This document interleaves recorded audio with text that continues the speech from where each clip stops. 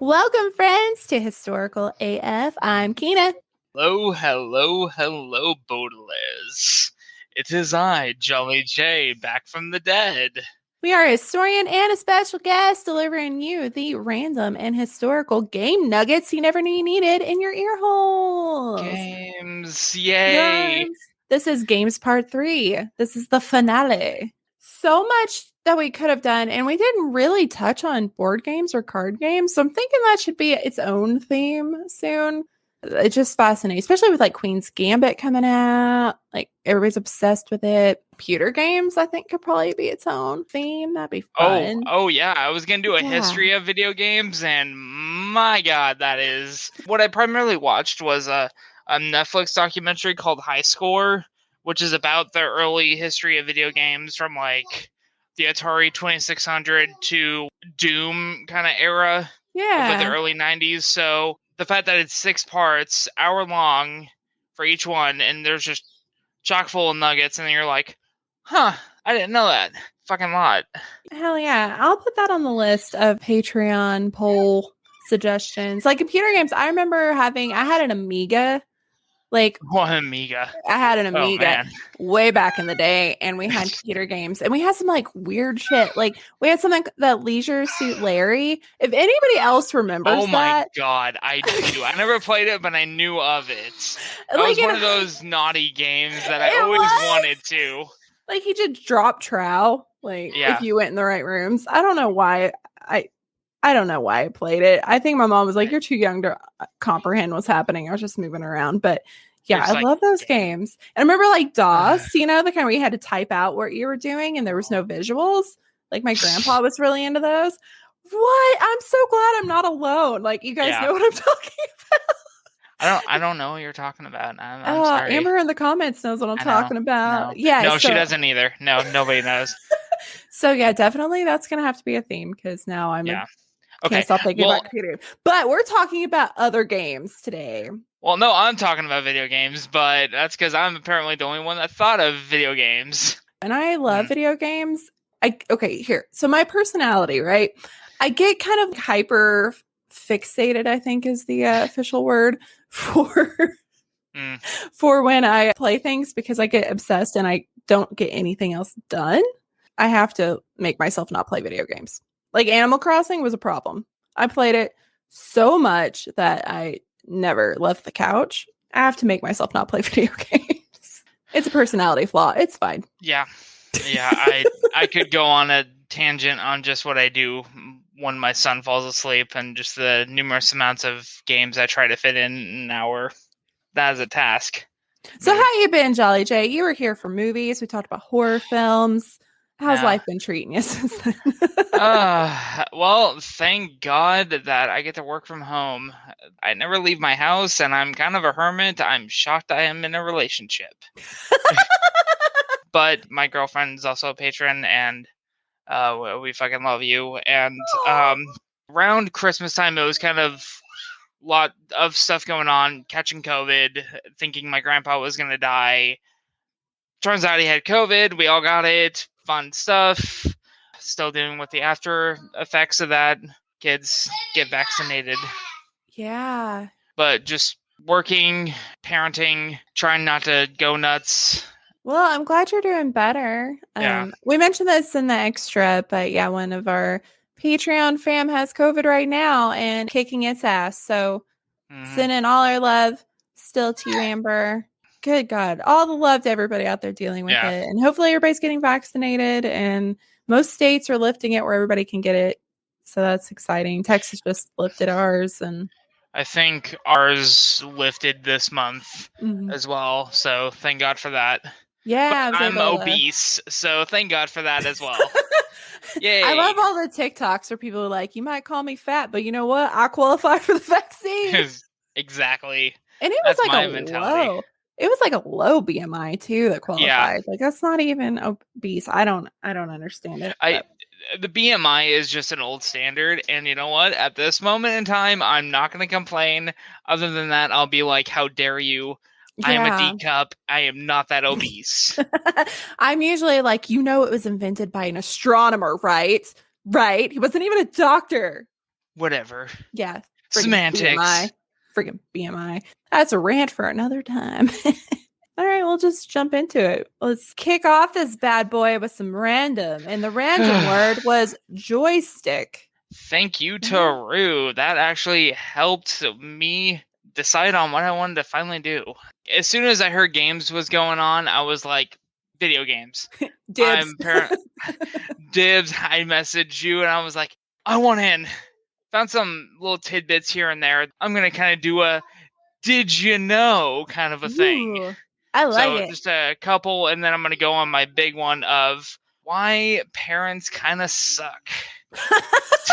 So let's start with, did you know that Nintendo was in fact a playing card company before they did video games? What? Yeah. I did not know that. Yeah, they've been around a very long time. It is from the 1800s. Oh. Fucking hell. That is old. Yeah, it was a card company. But basically they did playing cards, and they kind of moved towards other stuff, like other board games.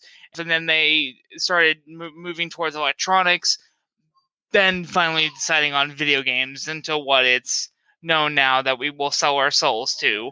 Oh, yeah. Immensely. But well, that's really cool. I did not know that. But I'm glad they created this because it changed the world. Yes, it did. And did you know, on that note as well, apparently this is all connected. Did you know that because of Nintendo, we got the PlayStation? I feel like it makes sense. I don't know exactly how PlayStation came along, but I imagine that Nintendo was like an inspiration. So, kind of the general gist is, around the 90s, Nintendo was like, hey, we got to get on this CD-ROM phase, and we got to, make something good and kind of powerful. So they reached out to Sony Electronics and were like, hey, can you design this for us?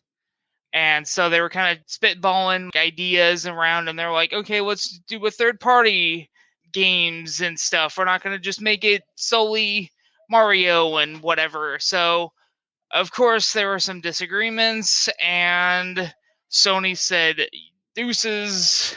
But then they're like, well, it's kind of a good idea.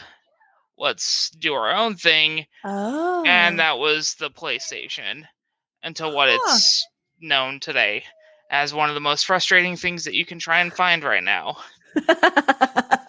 On that note, did you know? Watch me not know any of this.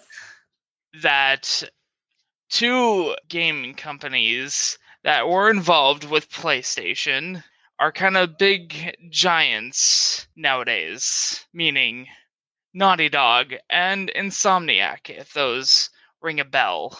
They do not. So, this is how much of a gaming nerd I am. Going on the way back machine, let's go back all the way to the heyday of PlayStation. We got this little gaming company called Naughty Dog, comes out with Crash Motherfucking Bandicoot. Oh. Produced the first 3 games, and then they're like, no, we're going to work on another project. They do the Jak and Daxter series. After that, for the PS2. After the PS2 era, they were going to make like a bigger scale of it because of the PS3 coming out and bigger hardware and stuff. It looked really fucking weird, so they said never mind. Created a whole new original property, Uncharted. Oh, okay. I know Uncharted. Yeah, so they did that, and around Uncharted 3, if it seems like it was kind of a clusterfuck of a game, that's because they split the dev team in 2. They focused on that one and The Last of Us. Okay. Oh, wow. We had Uncharted at the Teen Center. One of my favorite games. Yeah. Actually, Uncharted 4 is one of my favorite games. In the comments. Nathan Drake, indeed. Yes. The comments are on fire. Shameless plug. If you join Patreon, you can watch live and be able to comment along. They're cracking exactly, me up. people. And with them recently causing controversy with The Last of Us Part 2, which, here's my controversial opinion. I think it was better than the first one. Oh, hot take. Oh, hot take. If you have a problem with that, you can at me at Dorcas_Maximum. Is that it? Fuck, I even forgot my Twitter handle. Never mind. It sounds Yes, that right. sounds about right. So there's that one, and then going back to Insomniac, they did this little thing called Spyro the Dragon. Okay, that And sounds that was the familiar. PlayStation era as well. They did the first three, and then they moved on to Ratchet and Clank, y'all. Oh, I They know did, that one. yeah, they did the first three of those, and then they moved on to Resistance. Well, if anybody played Resistance, I did not have a PS3, so I never played it. But that was a very popular franchise for the PS3. And then from there, they did an Xbox One Soul game called Sunset Overdrive. Mm-hmm. Fantastic game. And then they did the Spidey games for PS4 that were phenomenal. These are all things I ordered for the library. I know what you're talking about. Yay. The main topic that I wanted to talk about, kind of going all the way back, can you guess what two games caused parents to lose their shit, take to Congress, and create the ESRB, everybody's favorite rating system for video games? Okay. What decade? Is this 90s? 93. 93? Okay. I know, I feel old because I wasn't even born yet. Oh my god. 94. And shameless plug for me, my birthday is in a couple weeks. I was 10. I'm so old. Happy early birthday, by the way. Oh, thank you. Okay, 90s. 90, 99. Was it Tomb Raider?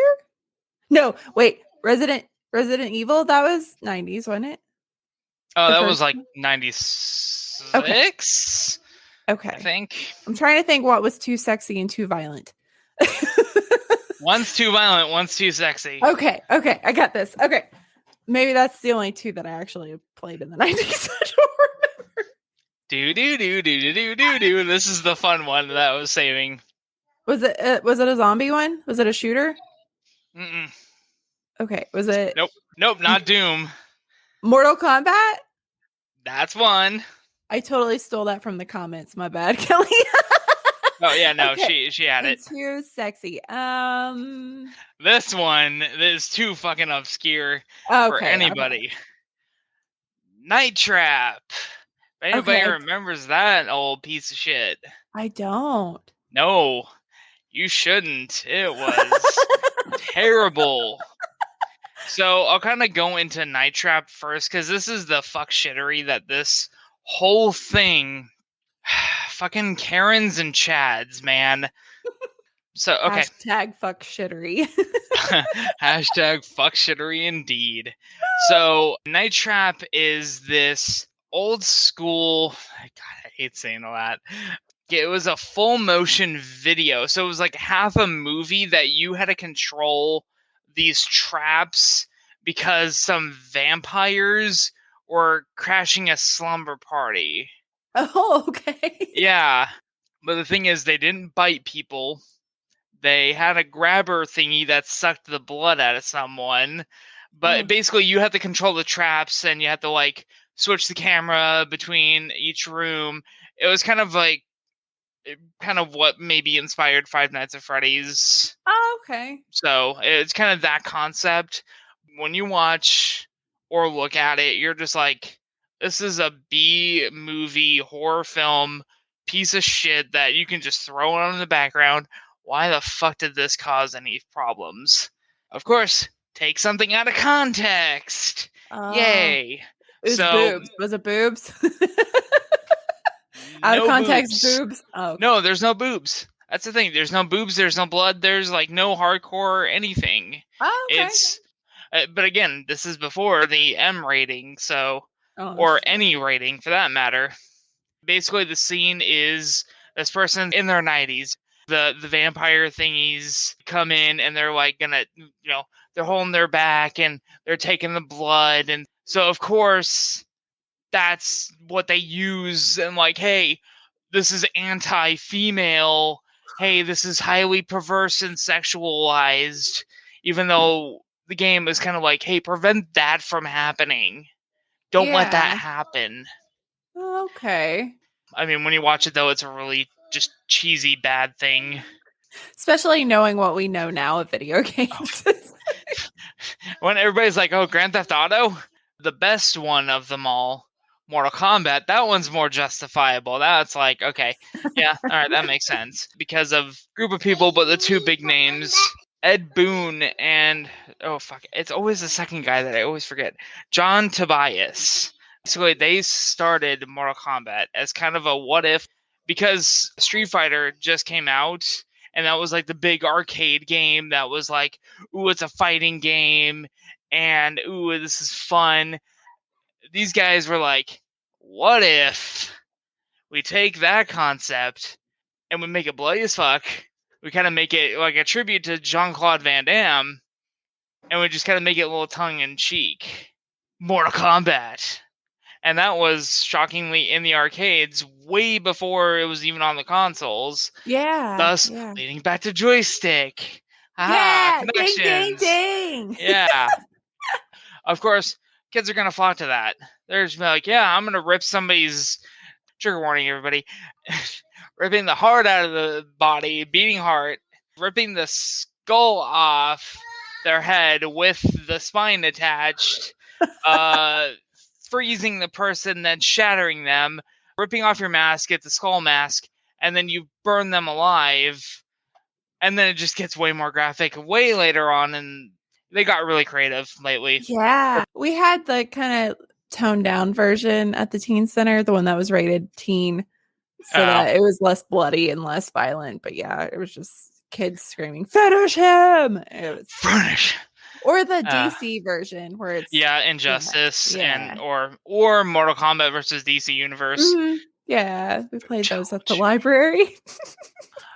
But yeah, so because of those two games, those were kind of the biggest examples that parents, of course, were like, do you see this? They're ripping a heart out of someone's body, and this one, they're sexually assaulting a woman, even though it's like, again, out of context. Then that's a whole nother mess. Can of worms. Can of worms. There we go. I mean, but in this instance, talking about the game, you got the extreme and you got a really piss poor example of something that was misconstrued. Mm-hmm. But because of those two things, they were taken to court, not just court, Congress court, hashtag Congress court. Okay. And because of that ruling, we got the ESRB rating. That's where we got the E, the T, the M, and apparently there's AO, adults only, lewd games, as I like to call it. But those are a kiss of death. So if you have them, either you're looking for those type of games or non-existent. Kind of like NC-17 films.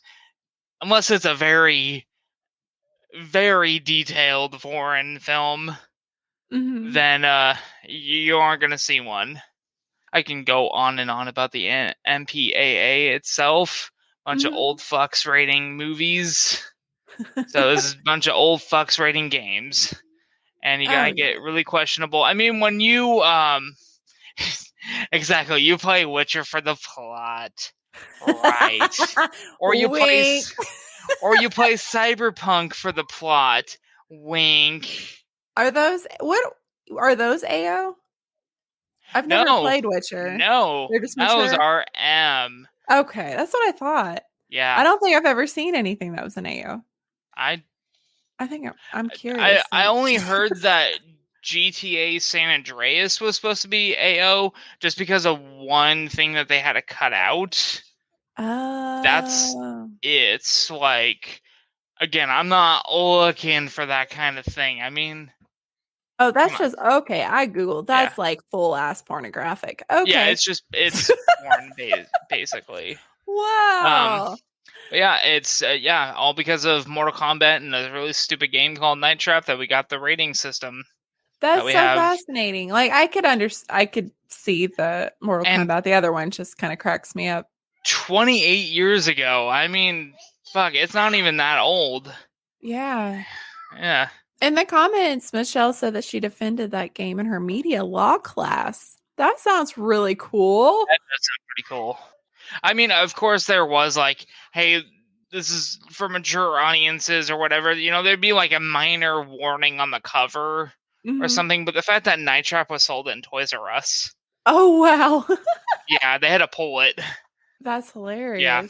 And yet there were worse games. There was one, I was going to bring this one up, but it's way too fucked up for me to even kind of want to describe it. Google General Custer's Revenge. Okay. If you know it, I mean, it's infamous. But this was for the Atari 2600. Oh, okay. So old. Google it real fast. I want you to look it up. Oh, God. Google okay. it. Do it. Do it. Do it. Do it. No peer pressure. Pressure. I'm doing it. Doing it. Okay. Yeah. Oh, no. Yeah. Oh, is that a dick? Yeah, that's a dick. And remember, that was in the heyday of video games. It's so pixelated. Okay, we're going to share this. Okay, let me share screen. Okay, here we go. Another reason you should join Patreon. Yeah. Oh, dear. Oh, my God. Yeah, I was going to bring that up. That is just... I could share audio. I can't deny you this sweet Atari sound. Okay, here we go. There you go.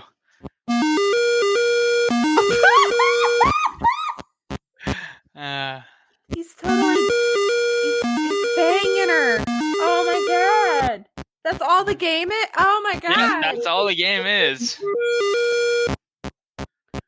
Is that... Oh dear. Is that like... Yep. What's that coming out of the sky? Is that like meteors? Arrows.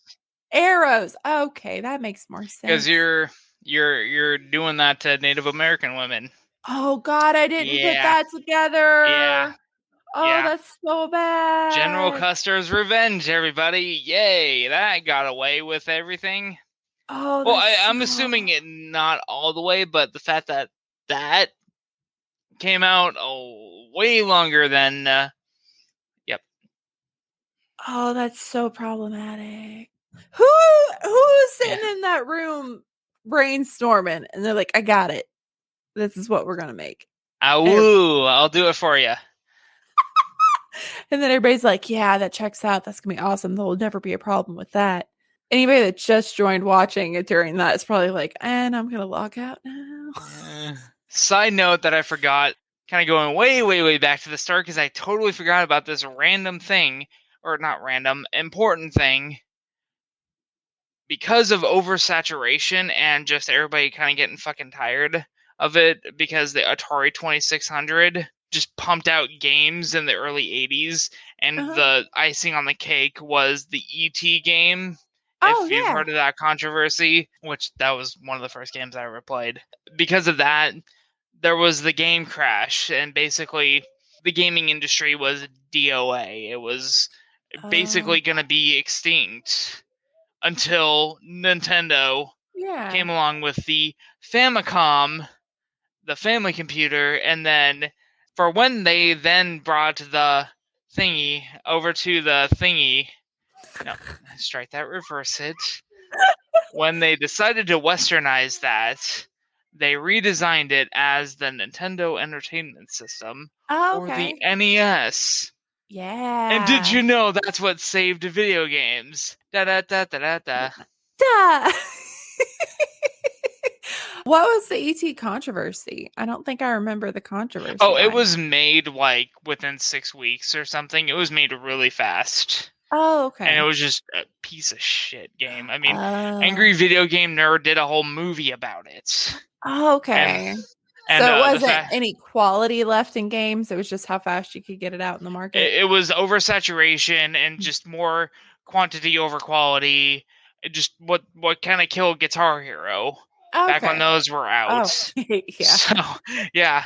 But that's usually the kind of the warning sign. Like, hey, if you just pump out all these games like Assassin's Creed died out after a while, Call of Duty died out after a while, but then now they're kind of coming back. Yeah. again, and everybody's now like, okay, they're fine again.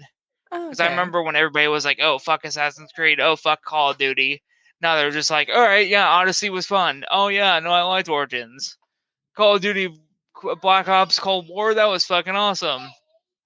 So it's a cyclical thing, but I mean, I know with the pandemic going on and the shortage of like microchips, that's why PS5s and Xbox XSs are scarce at the moment. Is just they're out of parts basically, Yeah. so it's just super rare to find them. Yet they're still like, hey, these are gonna be the next big thing, so you better get one now. All your friends are gonna have one too. Yeah. Same thing with the Switch. It sold out fast. Oh, I still want to fucking Switch, but We bought our Switch March 1st before lockdown. And then as soon as smart. lockdown happened, it was just, we got our tax refund and we're like, let's be adults and go get a Switch. I bought a couch with mine. Yeah, it was a great decision because, yeah, lockdown. Although I've gotten a little burnout on it, so I haven't. Here's the problem. I got obsessed with Animal Crossing because it was just calming. And now it's been so long since I've been to my island that I know that when I log on, they're all going to judge me for not coming back to my island and everything's going to be grown up. So now I don't want to be judged. So I have anxiety and I don't want to go back on it. So that's fine. I'm great. Everything's fine. I love video games. Like I said, I get to a point where I get too into them and then the rest of my life starts falling behind. So I have to. Don't play Cyberpunk right now. You'll get lost. Also, just massive glitches and bugs. But I have to say that was one of the cool things about running a teen center is that part of my job was playing video games. And that was like fun. The coolest part of it was, although I suck at them, so like Mortal Kombat and stuff, they would just murder me because I didn't know what I was doing. I don't play them. I mean, I have them, but I don't play them because I suck. I suck at them. I'm the guy that crouches and then just quick attack. Yeah, I was just hitting buttons. But yeah, a lot of games too. You know, you're talking about angry parents. And that was really big in the 90s where it was like, oh, video games are going to rot your brain and they're going to ruin you. But like video games have been scientifically proven to help with your brain development and your hand-eye coordination. Puppies, I completely agree. It's not only that, but I'm one to say that depending on the person, violent video games can be therapeutic. It can be very cathartic. It can be the outlet to unleash your anger. That's what I had to do for therapy sometimes, was play like Doom and, beat the shit out of some demons. Therefore, I'm not taking it out on someone, but I know, unfortunately, there's some people that just can't distinguish between the two, and that's really unfortunate. And of course, everybody's going to use them as scapegoats. Oh, yeah. And there's always, an exception to everything. But I ran into problems because I did have some fighting games at the library. They were all rated for kids or whatever, but people would yell at me. And I'm like, no, but there's been proof that things like Grand Theft Auto and those racing games, their reaction times are quicker for playing that as a kid. So it's definitely been beneficial. I had an opportunity. It was expensive as fuck, but I had a company come in with a VR unit, virtual reality. It was like a pod, and then the kid would get in the pod and then have the goggles and stuff. And then it had a screen that projected everything that they saw for everybody else. And so I had it in the auditorium of the library, and some old guy walked by. It was a robot thing, so you were shooting robots, but then that guy got in my face and was like, you're teaching them to shoot up schools. And I'm like, this is a military simulation. I can give you the science behind it, but this is a STEM program. There's nothing violent about it. There's proof, whatever. But the guy's like, I'm going to go to the mayor. And I was like, tell me when you're going to be there and I'll meet you there. He's just so mad that I was so calm about it and defending video games. But it was like, I worked in an area where like the poverty levels were so high that we qualified for full programs to feed them every meal, so a lot of these kids would never get that opportunity to play with VR. And that's what I was trying to explain to him. Like, what if this kid is playing with virtual reality and was like, this is what I want to do when I grow up? You know, like we're giving them opportunities to do stuff with video games to learn that there's opportunities out there. And it does it, the creativity. So like, I don't feel guilty at all. Like you can go talk to my boss, you can yell at me, but I made those kids' life that day and I was thrilled. That's what matters. I mean, my son's 4, almost 5, but he is autistic. And I will say that video games have helped his speech tremendously. Like, I will give credit to his teachers, but the fact that he is, like, obsessed with one point-and-click game. Hi. Hi, Tommy. Thank you. That he... Thank you. Oh, you're welcome. That, like, now he loves Lego video games. Yeah. Just all that is helping his speech, helping him focus, helping him problem solve. And I'm just like, case in point. I mean, hello. But again, it's like, of course, I have to quality control it. I'm a huge fan of that, especially with a lot of the world building games, this critical thinking. You know, you have to use math to figure out stuff. Like Minecraft takes a lot of thinking to figure out like what goes with what to make that and then how to. But yeah, I'm a big fan, especially like STEM and robotics. All that comes from like video games are a huge part of that. Exactly. So if I ever have a tiny human, if I would be all for video games. It's a way of learning. That was a good segment. I like that. Good job, Jolly J. Yay. Oh, man. So you ready for mine? I'm not. Bye. Don't leave me. I could have gone a lot of places with this, honestly, but I decided to land on this topic entirely so that I could quote The Big Lebowski, which I have many times seamlessly throughout this segment. And we can make it a drinking game. So every time you think you hear one, take a shot. Okay. So we are talking about the history of bowling. Yeah. Okay, this ended up being way cooler than I thought it was going to be. So I'm excited to excite you. Did something involve decapitated heads? There is a decapitation mentioned. Oh, okay. I'm interested. Violence. Have I intrigued you? Okay. The game is a target sport, and it's considered a recreational activity where a player rolls a ball towards pins in bowling or at targets in, you guessed it, target bowling. So they're two different things. Fun fact, the United Kingdom and the Commonwealth countries, a few of them, bowling is still referred to as lawn bowls. It just sounds really fancy. Oh, Europe. I'm going to go play the lawn bowls. Oh, pip pip cheerio, time to play the lawn bowls. I want to be in the UK right now. Anywho, I imagine we all know the basic gist of bowling, but just in case you don't, here's a very oversimplified explanation. In pin bowling, the goal is to knock over pins on a long playing surface known as a lane, and they really like super lube this thing up. A strike is achieved when all the pins are knocked down on the first roll, and then a spare is achieved if you knock all the pins down in the second roll. So a gutter ball, which I'm very familiar with, is when the bowling ball rolls off the main strip into the side gutters. I'm a terrible bowler. Like I eventually warm up to like actually scoring stuff, but like the beginning, everything's a gutter and I'm just cussing a lot. It's not pretty. This is why I prefer billiards. Yes. So it's all strikes and gutters, ups and down. I just fucked that up. Strikes uppers and gutters, and downers, everybody. Uppers and downers. She's telling us the truth. Yeah. That's you have problems. Take a shot. That was my first quote from Big Lebowski.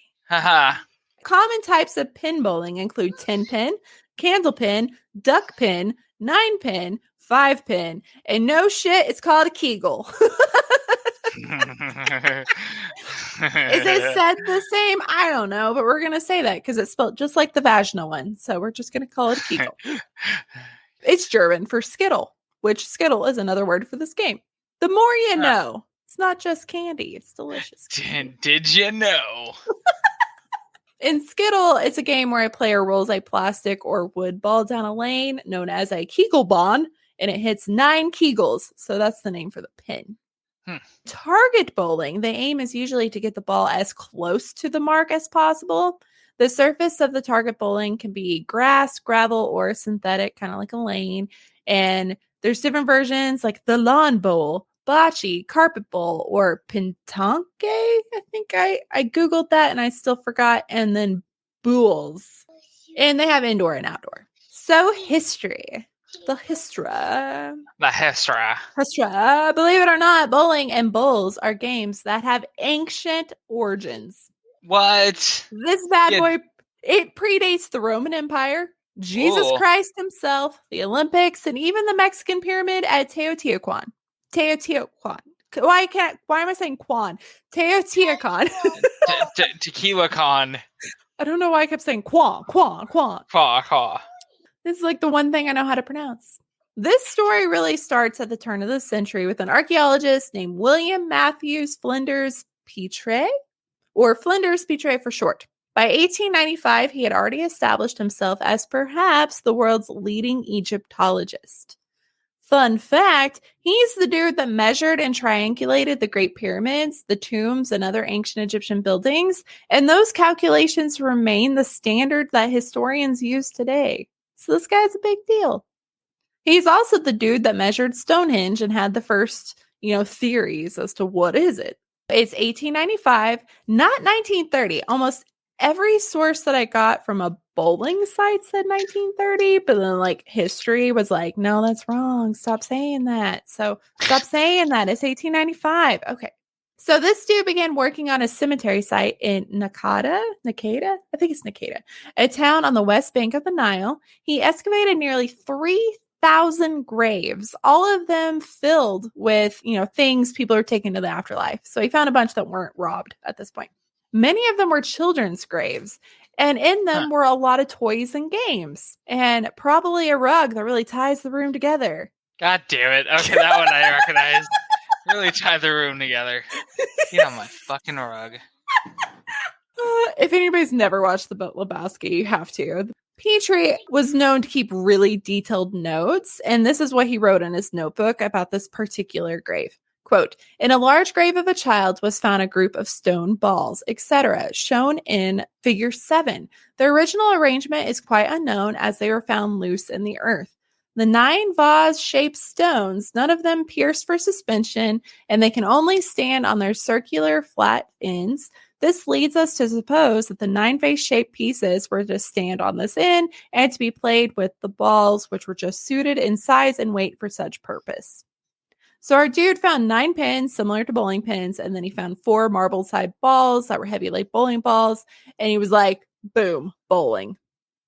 And it's very possible that he did discover the first evidence of bowling, and this was 3200 BCE. So that's over 5,200 years old. If it's the case, this is very, very old.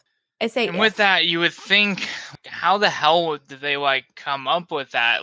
Oh yeah, I'm going to roll this ball against some pins. It's just very curious to find the most simplistic thing.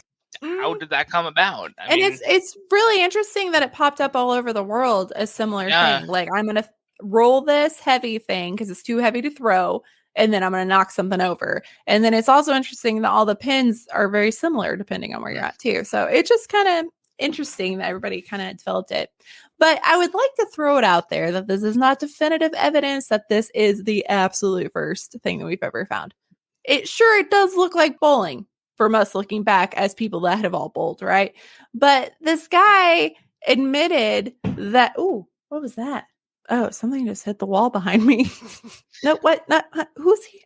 No, the dog's by me. I don't know. If I get murdered, it's on camera. Okay. It looks a lot like modern day bowling, but the figures that he drew were an interpretation of what he was seeing. So these items weren't found together. And he even says that, I found some balls over here, and then I found these pin looking things over here. So he could have just had bowling on the brain and then decided this is bowling. So it's not necessarily bowling, but it could be. Bowling for soup. There's my reference for the day. All right, good night, folks. So it could go either way. But more recently, Professor Etta Bresciani, He's an Egyptologist at the University of Pisa, and his team found evidence of an ancient Egyptian game that was a mixture of bowling, billiards, and lawn bowls. It was played at Narmathios in the Fayum region, which is about 55 miles, 90 kilometers south of Cairo. And it was played in a spacious room that appeared to be one of the first indoor bowling alleys. And this definitely makes the case stronger for bowling in Egypt. This was much later, though. So this is about 2nd and 3rd century CE. So this would be closer to the Roman era. But it still, could add more evidence to bowling already being in Egypt at this point. So I will explain this game now. The room was part of a structure, probably residential. And inside the room was a lane and 2 stone balls. The lane was about 13 feet, which is 4 meters long, 8 inches, 20 centimeters wide, and then 4 inches, 10 centimeters deep. And then there was a 4-inch, 10 centimeter wide square opening in the center. And then under that hole was a giant terracotta vase that had sand in it. You with me now? I think so. Okay. So big long lane, and then there's one hole, and then there's big vase underneath it to catch. That's what she said. And the balls had different diameters. That's what she said. One fitted exactly to the square opening, and then another. Did it break you? Yeah. Got him. Yeah. Yeah, right, you got me. So there's one that's fitted to the square opening, and then there's another one that could run smoothly along the lane. So this guy says the game is played with 2 people, and they were at opposite sides of this lane. So the idea is whoever's throwing the ball in the lane is trying to keep the person from getting their ball in the hole. He says, quote, they would throw the balls at the exact same time. Most likely the bigger ball was thrown along the lane to prevent the smaller ball from entering the hole. And when this happened, the smaller ball could easily be recovered from that terracotta vase underneath. And the winner was whoever got as many of the balls in that hole more times. The Egyptian roots are a little more iffy, and it looks a lot different from what we play today. But the game can also be traced back to ancient Yemen, Germany, and Finland. Hi, Taru. In Polynesia, archaeologists have also found balls of stone and pins that were utilized for a game called Ula Meka, I think. And here, players had to knock down targets from a distance of 60 feet, which is the distance of modern-day bowling. Except modern day is 9 pins. Various forms of bowling were noted by Herodotus. According to him, the invention was of the Lydians in Asia Minor. Why is that the word I can't say? Jesus Christ. Asia Minor. Another rough form of bowling evolved within the Roman Empire borders about 2,000 years ago. Roman soldiers used to toss stone objects, trying to get them as close as possible to other stone objects. Centuries later, this evolved into bocce ball, and this is outdoor bowling.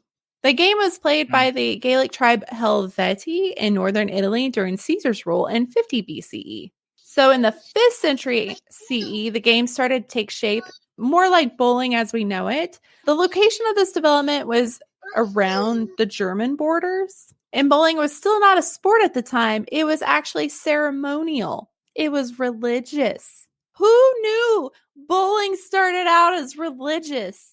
That sounds about right, though. I mean, everything kind of started out religious. Music.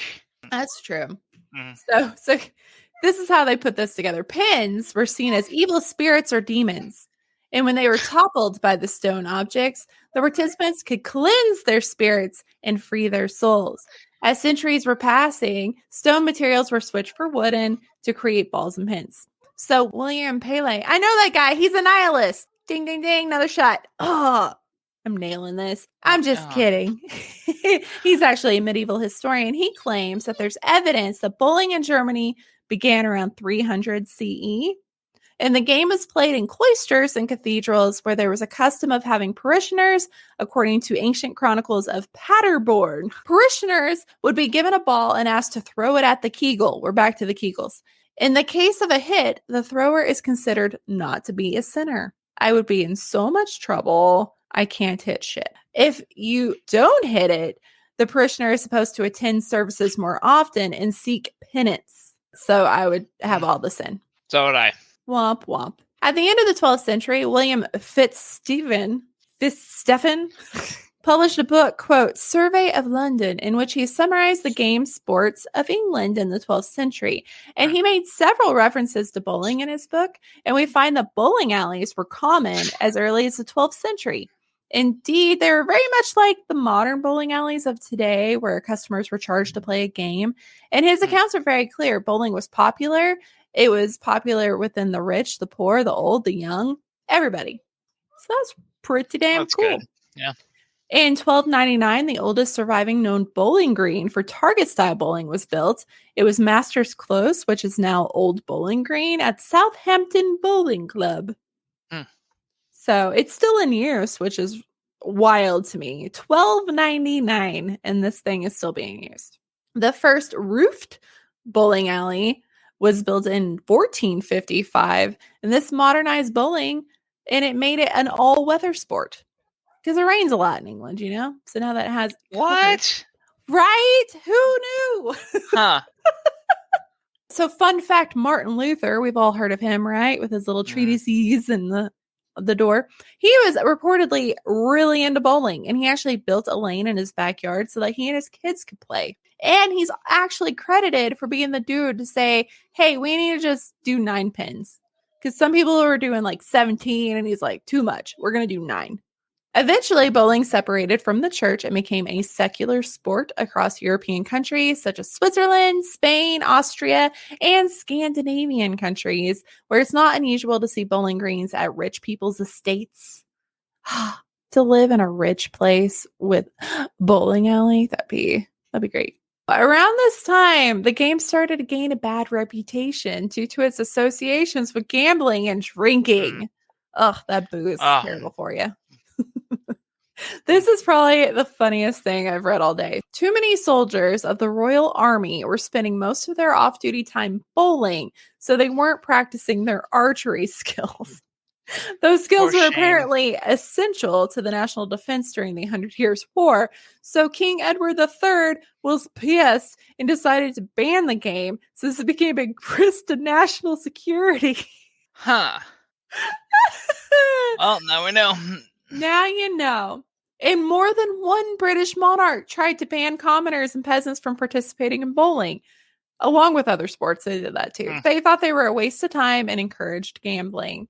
So in 1477, King Edward IV decreed that commoners playing sports was a finable offense.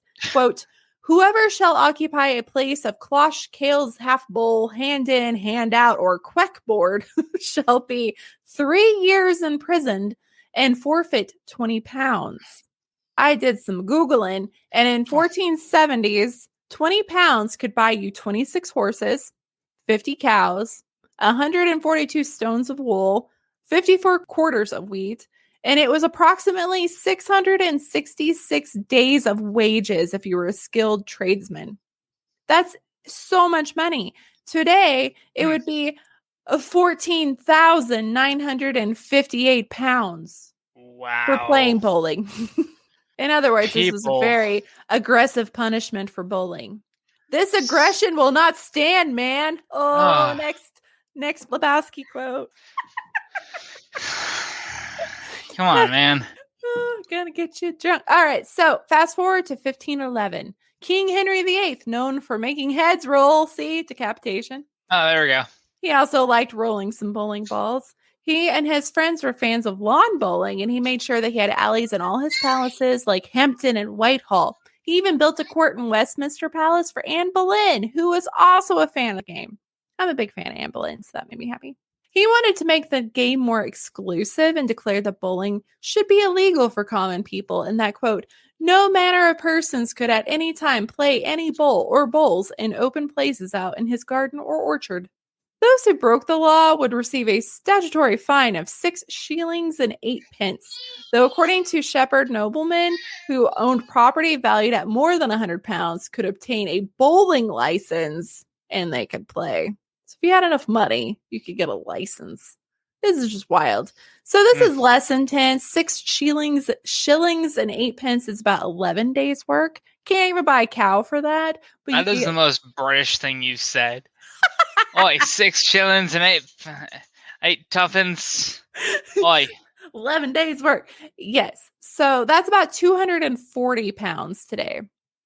So a little, I mean, it's still way too much money to pay to play bowling, but whatever.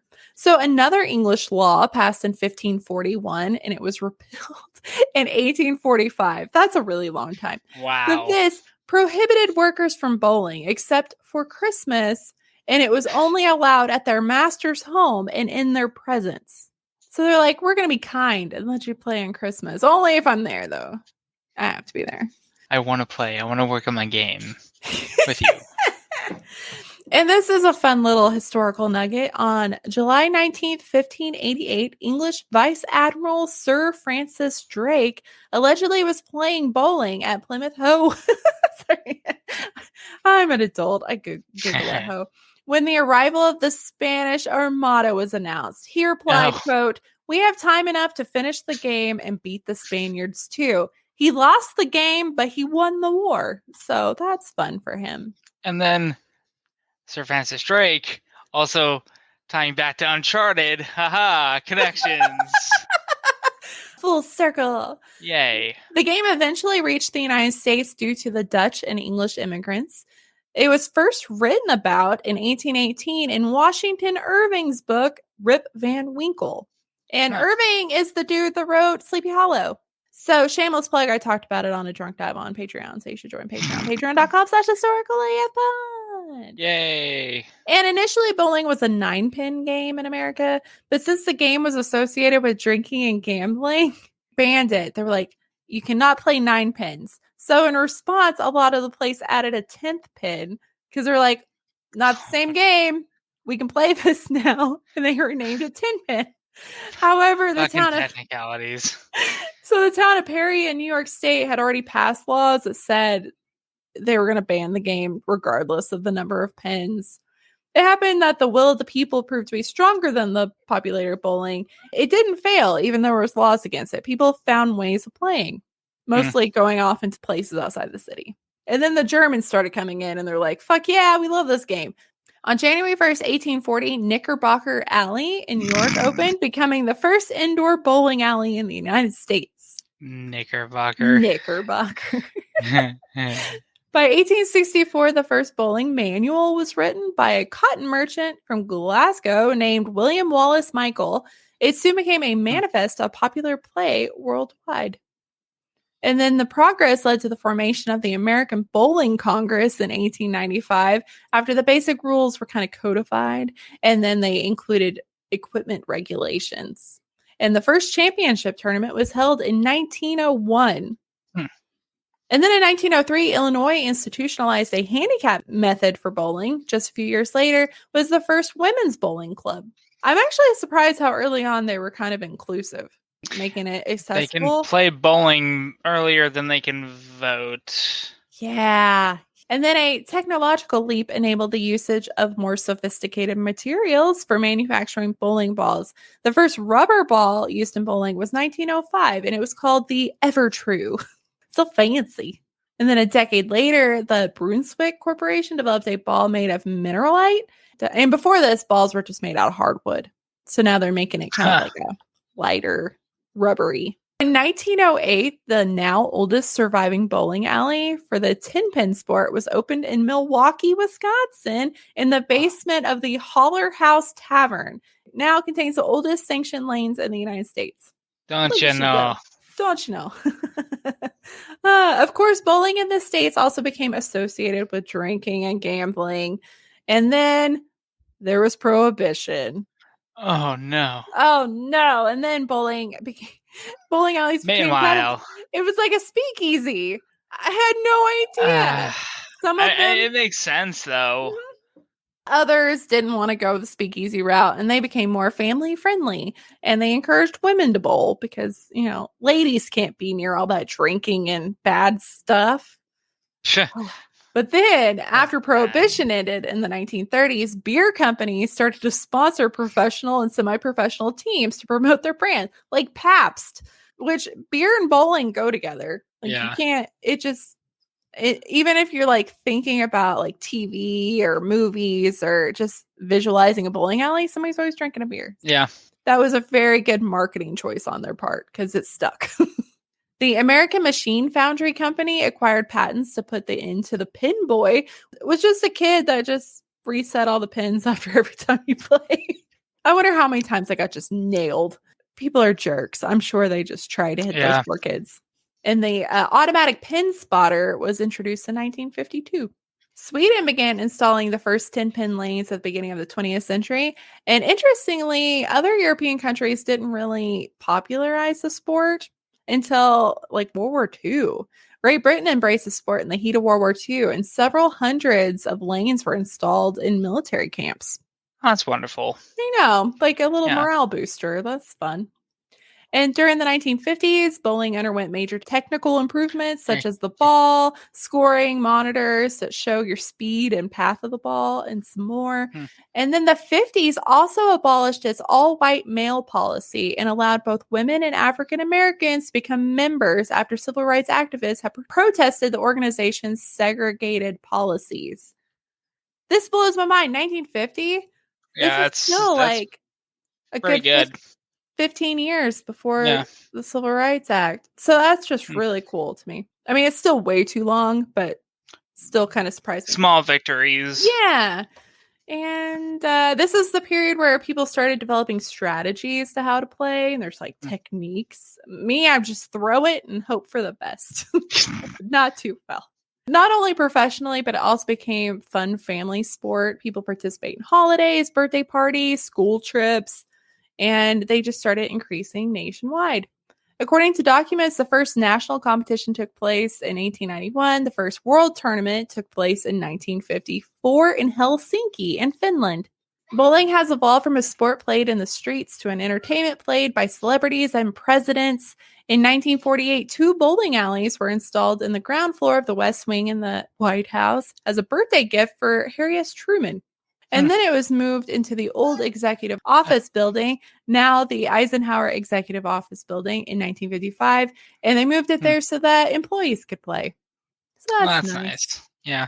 Bowling was first demonstrated in the Olympics in 1988. Over 20 nations competed in the demonstration, although no medals were awarded because it wasn't an official Olympic sport.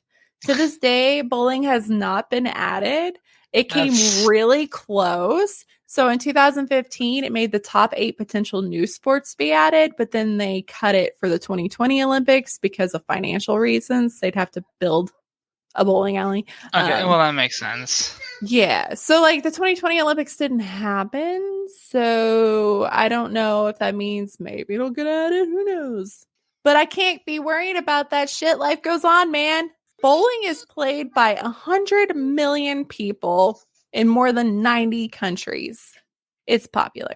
Approximately 70 million people in the United States bowl at least once a year, and nearly 50 million people bowl at least twice a year. And it is a $10 billion industry. And there was even a 90s sports comedy with Woody Harrelson called Kingpin. That was a bowling comedy.